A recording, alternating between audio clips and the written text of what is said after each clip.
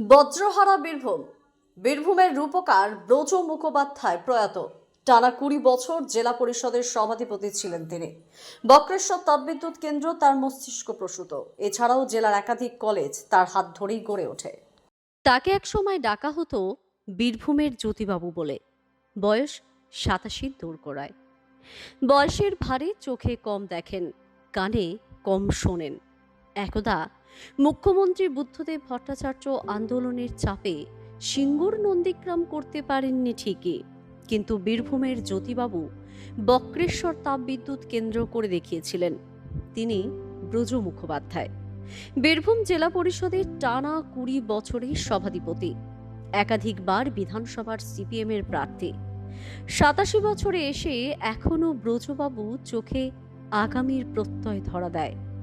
দা সহজ পাঠের সাংবাদিক কৌস্তব সিনহার সঙ্গে খোলামেলা নানা বিষয় নিয়ে কথা বলেন ব্রজবাবু। বর্তমান পরিস্থিতি নিয়ে নানা কথা তুলে ধরলেন তিনি। আচ্ছা, আপনার শরীর কেমন আছে আগে? শরীর অনেক বয়স হয়েছে তো, সেই তার জন্য শরীরটা এখন দুর্বল।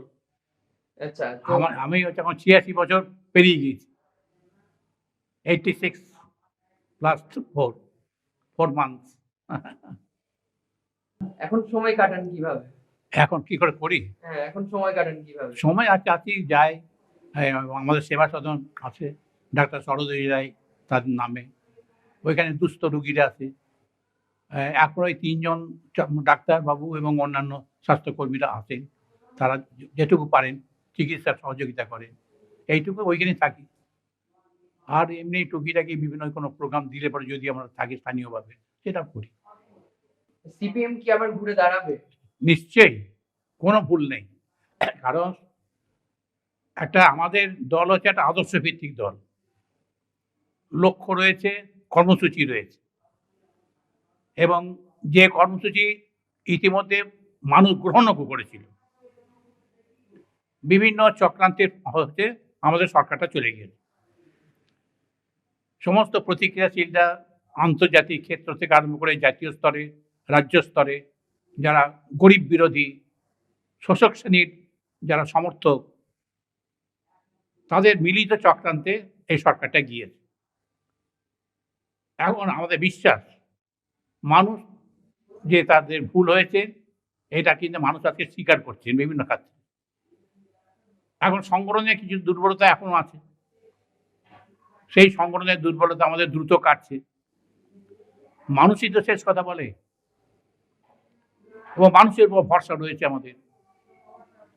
আর মানুষের উপর ভরসা হারানো পাপ, এটা আমাদের নেতৃত্ব বারবার বলতেন। আপনি জ্যোতি বসু বারবার বলতেন যে মানুষের উপর বিশ্বাস রাখতে হবে। এই মানুষই দেশকে স্বাধীন করতে সাহায্য করেছে।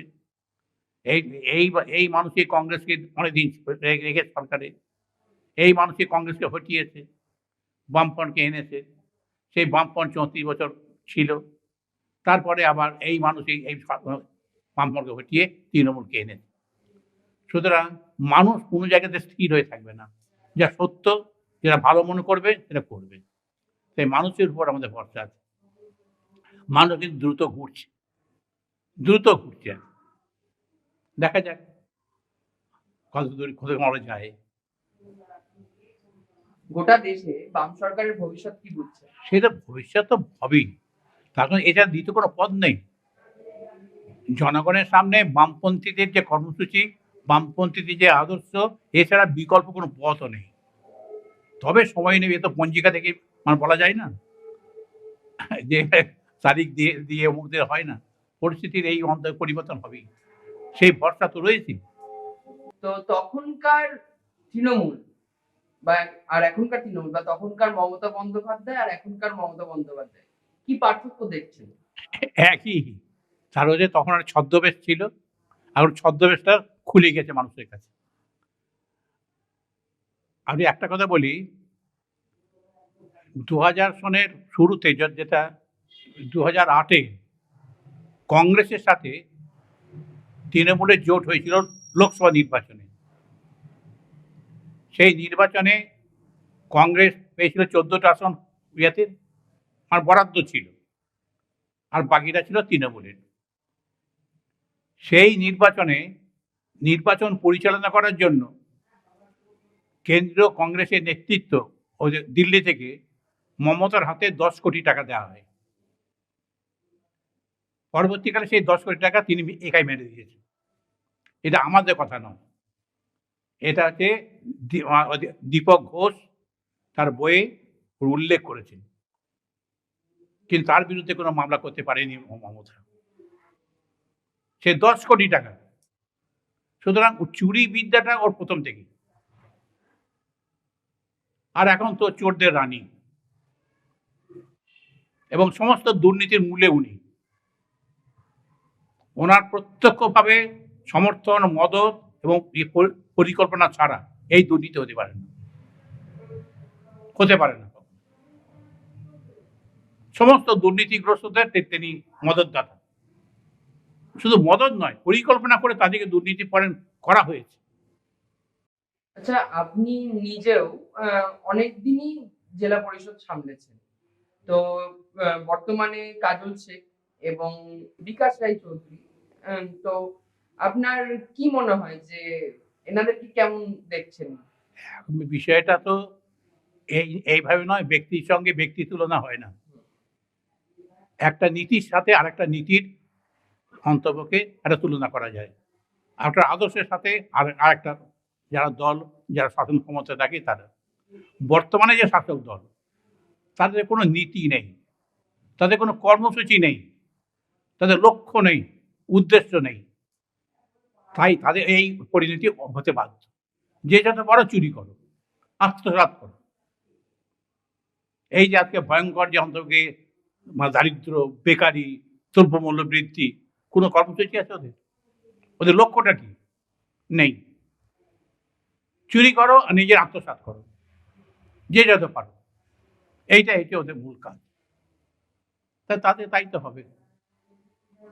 তাদের তো শুধু বিচ্ছিন্নভাবে একটা বীরভূম জেলা পরিষদ নয়, গোটা রাজ্যেই প্রত্যেকটা সরকারি দপ্তর, মন্ত্রী থেকে আরম্ভ করে, এবং আমলারাও তার সুযোগ নিয়েছে। আমলারাও সুযোগ নেবে তো। যে রাজনৈতিক দল যখন যারা প্রশাসনে থাকেন, তারা যদি দুর্নীতিপরায়ণ হয়, আমলাদের তো পোয়া বারো। আমলারা তো যত খুশি তখন সেই দুর্নীতি চালাবে। সুতরাং ওই আমলাদের দোষ দিয়ে লাভ নেই। শুধু এখন যে রাজনীতি চলছে, এখনকার সময় নতুন যারা বাম নেতা আছে তাদেরকে সামনে আনা উচিত, নাকি যারা সিনিয়র আছে তাদেরকে সামনে রেখেই যে কাজগুলো আছে বা রাজনীতি আছে সেটা করা উচিত? বিষয়টা হচ্ছে যে নতুন জেনারেশন তো আনতেই হবে। নতুন যারা যুবক, তারাই তো ভবিষ্যৎ, এবং তারাই তো আজকে আজকে আমাদের গণতান্ত্রিক যুব ফেডারেশন, ছাত্র ফেডারেশন, তাদের নেতৃত্ব যে ভূমিকা দিচ্ছে, আজকে যে উত্তর বাংলা থেকে একেবারে পর্যন্ত যে আছে মহামিছিল চলছে এখন বিভিন্ন জায়গায়। তারপর আগামী জানুয়ারি মাসে যে ব্রিগেডের যে সমাবেশ হবে, তাদের প্রমাণ হবে কত ইয়াং জেনারেশন আছে। ইয়াংদের উপর ভরসা করতেই হবে, তারাই তো ভবিষ্যৎ। তবে মানুষের উপর ভরসা আছে, এই মানুষ আবার যাক মানুষ আজকে প্রতিবাদ মুখর হচ্ছে, প্রত্যেকটা ক্ষেত্রে আজকে প্রতিবাদ হচ্ছে মানুষ।